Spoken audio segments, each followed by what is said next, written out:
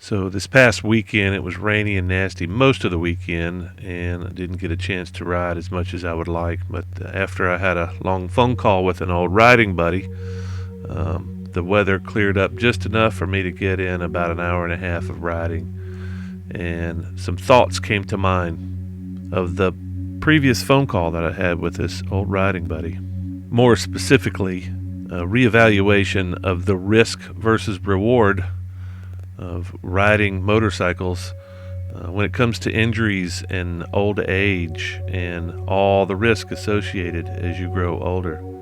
I'm sure many of you have given thought to this topic. So, interesting conversation with my old friend David. I called him up to see what he knew about Mr. Tom, the old dragline that I ran into the other day. And he got into some reminiscing about doing all that old fun stuff, exploring on a motorcycle and doing the ghost town stuff. Come to find out, he's not really riding that much anymore. It appears, he said burnout. I think it's more than burnout. I think he's experiencing the same kind of things that I've been experiencing lately, which is reevaluation. He recently, apparently, he told me about a wreck he had, 15 miles an hour, wound up in the ICU for 3 days. So let's see, he said 7 broken ribs. So yeah, low speed accident that wound up being pretty catastrophic.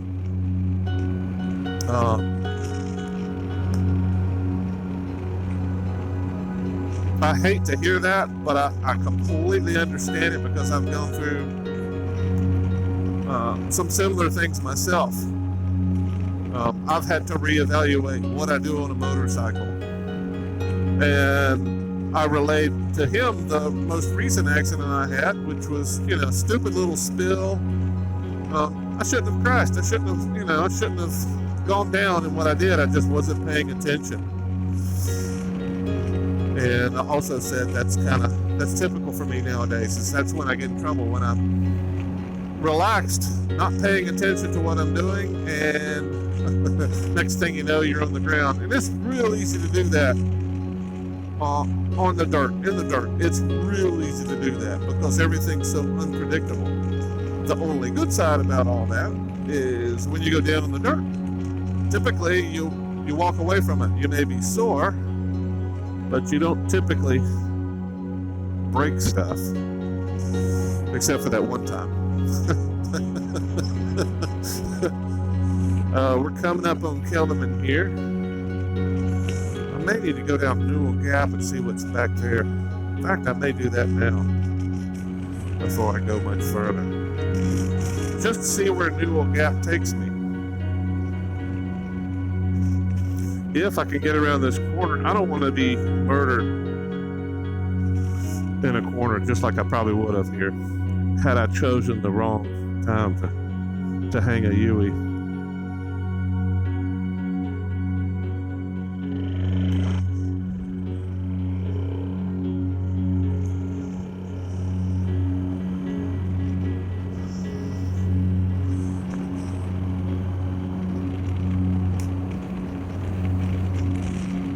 There we go. Howell Gap. I thought it was Newell Gap. Well, I guess we learn something every day, don't we? So I think this is going to take me down to the river. Oh, wow, lights. Okay, definitely this is a good turn. Definitely this was a good turn. Yeah, I didn't know this stuff was out here.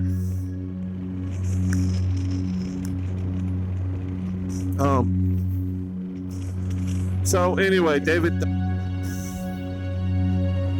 has got his only motorcycle up for sale. I had lost touch with the guy, as I do lots of people that I used to ride with, things change. Priorities change. You know, people have kids and grandkids and get divorced and start dating and, you know, all kinds of stuff that changes your priorities. And, you know, motorcycling is not, sometimes doesn't start out as a priority even. Sometimes, you know, it's just one of those hobbies that people have. And I understand that. I don't like to accept that, but I understand that people have different priorities than me. I used to make a joke. You need to get your priorities straight. And I think I've pissed a few people off with that statement, but it's always been a funny thing to me. It's like, oh, you don't understand what's important. You know, kind of like I do. I understand what's important to you in your life. But yeah, it's always been a joke. There's no way that I'm going to be able to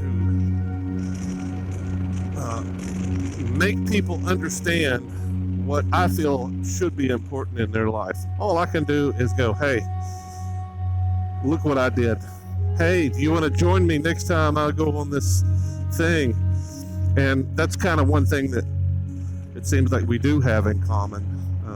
He said he stopped doing rallies and group rides, and I said, yeah, those don't really interest me either. I think I would still be interested in the rallies. I just don't want to ride with a group of 10 or 20 guys. That has absolutely no appeal to me anymore. Being in the same place, riding with 2 or 3 guys, that sounds pretty good to me. I really like that idea. Maybe that should be the future. Is, hey, we're going to go hang out in the woods, we're going to ride these areas, we're going to ride these trails, we're going to do these certain things. But, you know, hey, have a riding buddy. You know, 2 guys riding in the, oh, yeah, there's all kinds of good stuff out here. Wow. All right, so this is a pretty good left turn. I guess I probably should have been slowing down when I rode through here. Yeah, we're getting into private property now. But still looks pretty damn groovy so far. I bet we're going to get down to the lake here today. Clouds look awesome.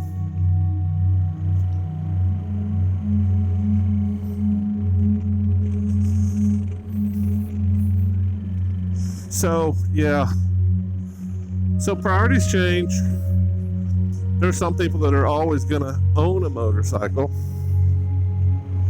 But, you know, as your priorities change, you might sell a motorcycle or 2 or your whole supply.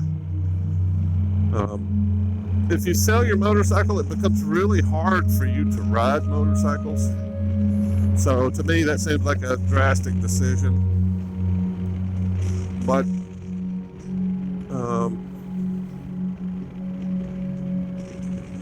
drastic decisions, you know, happen. Especially after serious injuries. You know, we were talking about earlier about his crash. 3 days in ICU. I think he said 7 broken ribs. That's pretty serious injury. Especially in the fact that he was unconscious for those 3 days. Or he woke up in the ICU. I think he said 3 days later, so maybe he was unconscious for 3 days. Maybe he had a head injury, you know? That's pretty freaking serious. I've banged my head a good bit. A very good bit, which is probably, I mean, at least it's a really good excuse for all my mental deficits. But, you know, I've never been to the hospital for a head injury. Maybe I should have gone, but also maybe I should get some evaluation for brain damage.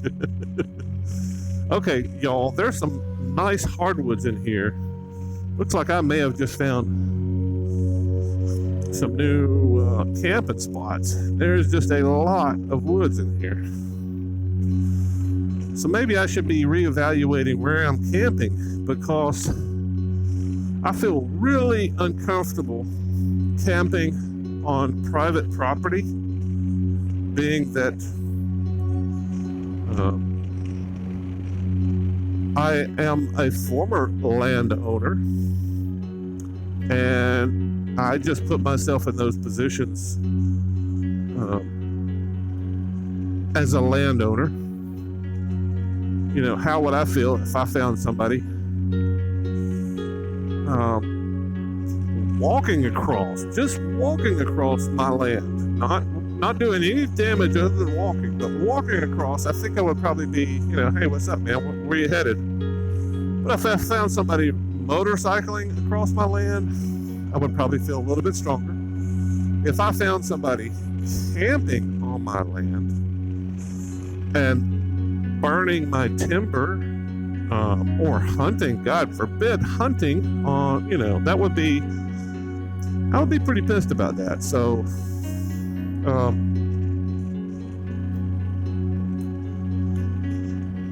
you know, a lot of things to think about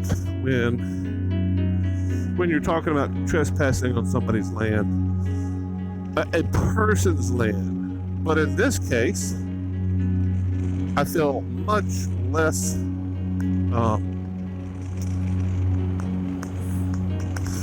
concern about corporate ownership.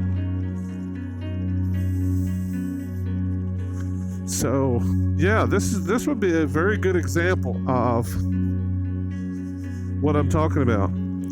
This looks like maybe it was leased land at some point, because this is a leased gravel road looking thing, but it looks kind of unkempt. So maybe it was leased at some point and has now become reverted back to the original owner, because there's no gate. But it sure looks like at least there was maybe some exploration back in here. So, but since there's no fence and there's no sign that I could see anyway, maybe somebody ripped it down. Yeah, I don't know. I think I would, in general, I would feel better about camping out here than I would. Wow, just imagine getting that big RT in situations like this, where it's a big, tight turnaround, downhill turnaround. I gotta push that big beast back up the hill once I've realized I've gone too far. You know, didn't go all the way to the end of the trail, but I realized, oh, yeah, this is coming to an end, and it's really tight, and oh yeah, I'm pointed downhill. That's where those gold wings with the reverse gear come in handy. Those are always nice. So it looks like maybe somebody has been down here, maybe even today, because my tracks are disturbing the earth. I don't really want to go that direction, so I think I'm gonna let whoever's in here now have at it, and I'm gonna do my own thing, go out the other way. Anyway, I think this is a really interesting example of what I'm talking about, because I would love to camp up here, except it's unknown. It looks like it's going to be private property because of that shooting house. Call them tree stands if they're actually connected to a tree, and a shooting house if it's actually freestanding on its own. It's got its own platform. Anyway, it's used to hunt deer, in case anyone from not the South is not familiar with what looks like maybe a guard shack to everybody else, or a tiny home. If you can't sleep, if you can't lay flat in it, if an adult cannot lay flat in it, it is not a tiny home, unless you've got some kind of a gravity alteration device in there. Okay, I'm going to look back again and see if I can see any sign. I don't see any signs. I don't see any, no trespassing, no. Yeah, I don't see anything. So, anyway, I still would be interested, I think, in, still would be interested in camping out there. But I don't want to be, I don't want to piss people off. I don't want to be run off. I don't want to be shot at. So, if I can avoid those magical constraints, I feel like maybe this is an option for me in the future, especially since there's so many hardwoods up here. This could be very interesting. Now here is an out of the way. Oh yeah, now this, yeah, this has got a no trespassing too. Even though it's rusted, can't really tell what it says. But if I could get on top of this ridge and nobody know I was out here,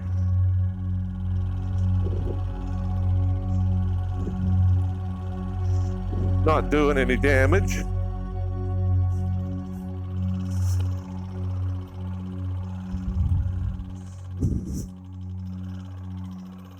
Yeah, I think this is it. I think maybe somebody was going to try to build out here at some point. I don't know why they scraped this hillside.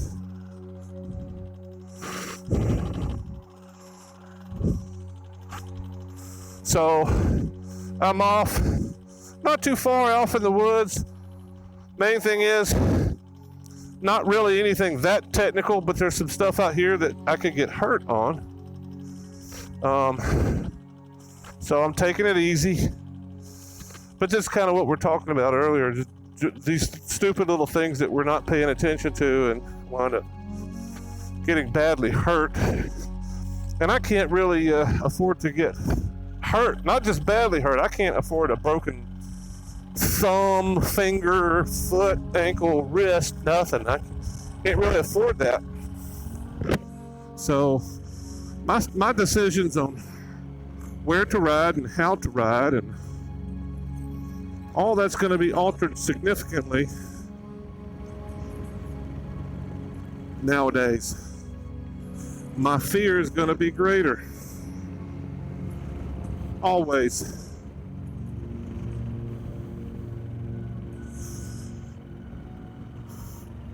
So I'm going to go up to the end of this road and then I'm going to get off the bike, shut the cameras off, and reevaluate my tires because they still kind of feel a little spongy. And I'm not sure if it's the front or the rear or what, but I want to take a look. I don't want to get into a corner doing 70 and realize that my tire's flat. They don't feel flat, they just feel a little bit low. One of them feels a little bit low. And it may just be my paranoia that I've been carrying with me since I left the house.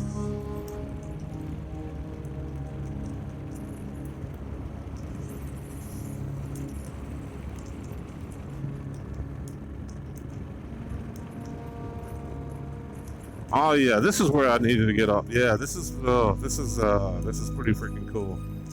I need to at least get out here and take a peek at this. Or at least get out here and take a peek at that. Reevaluate. Reevaluate while looking at a nice scenic something out in the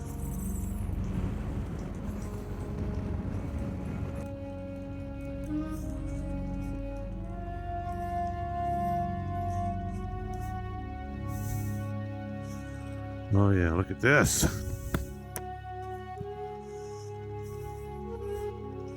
All right. So I'm thinking this must just be shale. This is an attempt at reclamation, obviously.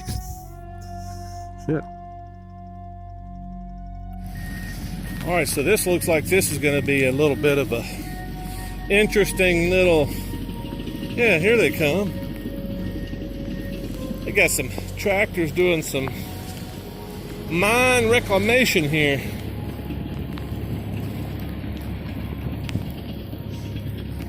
Got that guy over there and this guy over here. And it looks like, I'm guessing,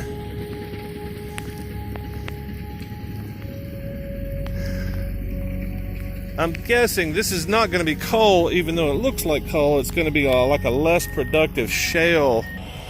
I think this is probably typical of a mine reclamation. So you got all this barren land, and you got all these materials that need to go somewhere that you pulled out of the mine shafts. And what they do is they wind up putting all this stuff in one place. or several places, they cover it over and then they put soil back on top and plant trees and grass, and it all naturally kind of turns back into what people would recognize as nature instead of this black hillside that's very unnatural. But that's part of, I think that's probably part of the EPA regulations of what they do for reclamation. So in other words, you can't just rape the land and leave it raped. You have to put some band-aids on it and do the skin grafts. So as another storm rolled in, I decided that it was best for me to head back. And it was probably a good choice because it really unloaded in buckets and thundering and lightning. It was kind of scary, but just interested if any of you folks have had to reevaluate your riding, either as you grow old or as you accumulate injuries. I know it affects a lot of us, and I'm just kind of curious how many of you have had to give this some thought. Let me know in the comments what you think, and ghost towns, more moto camping coming up soon. See you shortly.